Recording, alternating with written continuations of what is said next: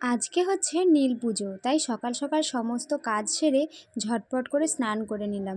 ওদিকে মা আর পিসি চলে গেছে মন্দিরে। মা আজকে দণ্ডি কাটবে, তাই সকাল সকাল গেছে। আর আমি এদিকে কুট্টুসকে ঘুম পাড়িয়ে দিয়ে স্নান করে রেডি হচ্ছি।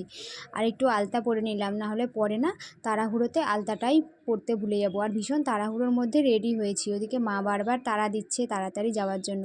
আর মন্দিরে না ভীষণ লম্বা লাইন হয়, তাই সকাল সকাল যাওয়াই ভালো। আর এদিকে ফুলের যাওয়ার সমস্ত জিনিসপত্র এখানে রেডি করে রেখেছে, আর শুধু নিয়ে বেরোবো।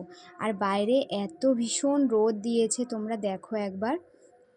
আমরা তো বেরিয়ে গেছি, খালি পায়ে ছিলাম, আরও রাস্তার মাটি ভীষণ গরম হয়ে গেছে। এই দেখো তোমরা, এত চড়া রোদ আজকে দিয়েছে, ভীষণ রোদ দিয়েছে, রাস্তা তো পুরো গরম হয়ে গেছে। আর এদিকে কুট্টুসও রেডি হয়ে গেছে, ওর তো আরও বেশি গরম লাগছে, ও তো দাদুর বাইকে করে গেছে। আর এই দেখো কত লম্বা লাইন, আর আমার পুজো দেওয়া হয়ে গেছে।